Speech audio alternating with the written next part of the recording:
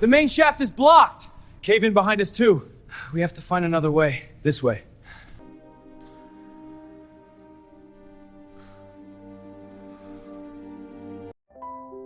The story begins in Chile, where we are shown a very remote area of the country.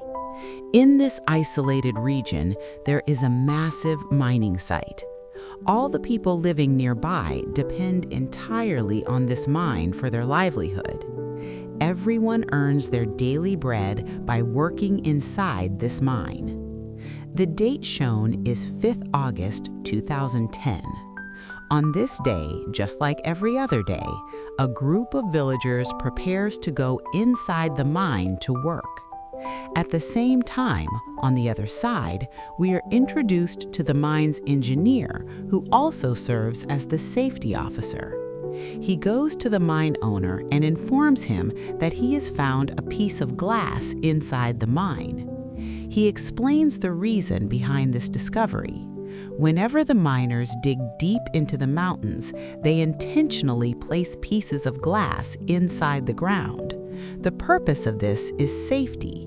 If the ground shifts or any rock moves, the glass breaks, which serves as a warning sign of danger. The safety officer says that finding broken glass means the mine has become unsafe and that all mining work should be stopped immediately. However, the mine owner refuses. He says stopping work is not an option and orders that operations must continue no matter what. Meanwhile, we are shown a truck carrying 33 miners heading deep into the mine. This mine is so enormous that it takes several hours just to reach the working area. These miners are working 1,700 feet below the ground. Even deeper than them, there are other miners working 600 feet further down.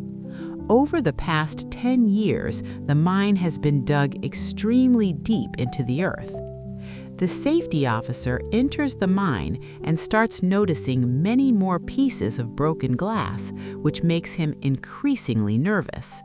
Soon after, he sees a huge crack in one of the walls. He is terrified, but completely helpless. He cannot stop the work because the owners have strictly ordered that mining must continue at all costs. Now, deep underground, at 1,700 feet, the 33 miners are working when suddenly the ground begins to shake violently. Everyone panics. The safety officer rushes in, puts all of them into a vehicle, and tries to evacuate them immediately. But suddenly, a massive rockfall blocks the main exit, completely sealing the path they could have used to escape. Confused and terrified, they don't know what to do next. They then decide that the only remaining option is to go 600 feet further down, where other miners are working, because there is another exit route from that level. They turn their vehicle in that direction. At that moment, they notice two miners running behind the vehicle, trying desperately to catch up. One of the miners is named Mario. Mario grabs both of them and pulls them into the vehicle. As they move further down, they suddenly encounter another vehicle. This one belongs to the miners working 600 feet below. Due to another rockfall, that exit route has also been completely blocked. At the same time, the road beneath them starts cracking apart. Realizing the danger, everyone quickly gets out of the vehicles and moves to the side to save their lives. Before they can fully understand what's happening, a giant rock crashes down, completely blocking all possible paths. The impact is so powerful that the sound is heard even on the surface.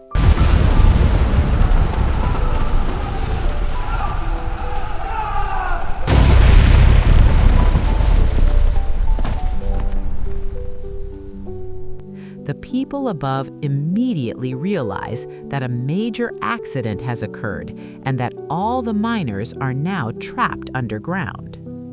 Back inside the mine, many miners are injured due to the rockfall. They try to treat each other's wounds, but they lack proper medical supplies. Once the dust settles, Mario sees that an enormous rock has completely blocked their path, making it impossible to dig through or escape from the other side.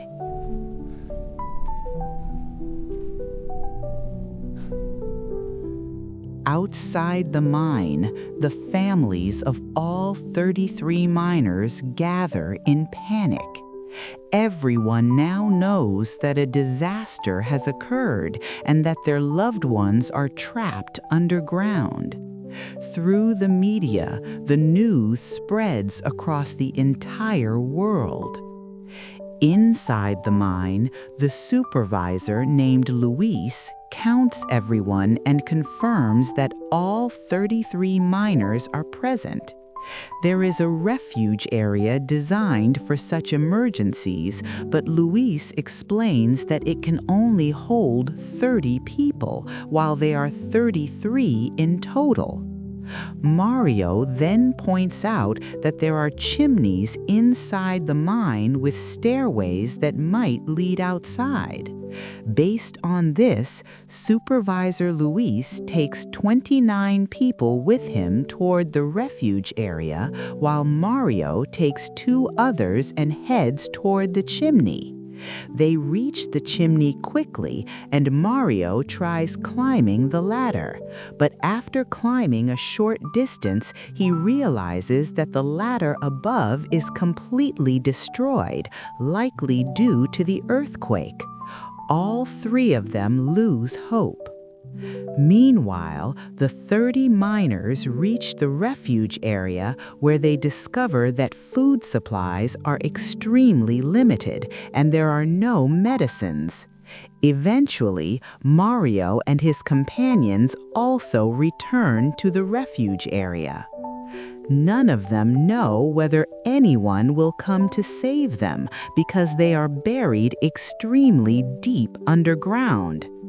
As they are lost in these terrifying thoughts, the ground begins to shake once again. Everyone freezes, believing this is the end of their lives. Surrounded by darkness, they begin praying to God. Suddenly, the earthquake stops. Outside the mine, the families demand answers from the mine officials. The officers threaten them with guns to make them leave, but the families refuse. They stay there all night shouting and protesting.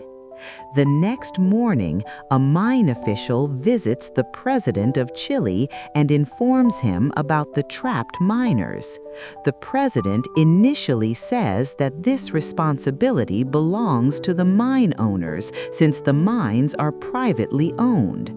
However, the official explains that the owners lack the advanced machinery needed for rescue and urges the president to intervene. He also points out that saving these miners would bring international recognition as the world is watching. The president agrees and orders that everything possible must be done to rescue the miners. The mine official arrives at the site, reassures the families, and confronts the mine owner. The owner insists that rescue is impossible, claiming no one could have survived, that the depth is unreachable, and that there was only 3 days of food underground. Believing this, the official announces through a loudspeaker that the rescue operation will not begin. A woman whose brother is trapped slaps the official, convinced her brother is still alive. The families scream and beg for help. Moved by their pain, the official decides to act. With the president's support, a mine engineer scans the area and confirms that all 33 miners are alive in the refuge area.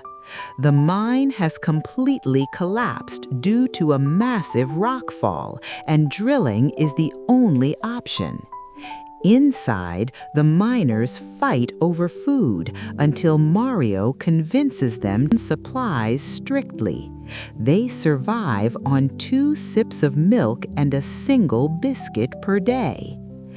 Outside, drilling begins, but the rock is extremely solid. Drills break repeatedly. Days pass, and after 12 days, the drill reaches near the refuge area but misses it by 12 meters. Their effort fails, and food underground almost runs out. The engineer gives up, but later returns and starts drilling again from a different angle. Food underground almost runs out. This time, the drill breaks through at the exact location. Water droplets fall on Mario, signaling success. The miners bang on the drill and send a note saying, "We are all alive." The world rejoices. NASA sends a special capsule, supplies are sent down, and video calls are established. After 59 days, the rescue capsule is lowered. One by one, over 24 hours, all 33 miners are rescued alive. After facing death so closely, they finally understand the true value of life: food, family, and hope. The movie ends with this powerful real-life story.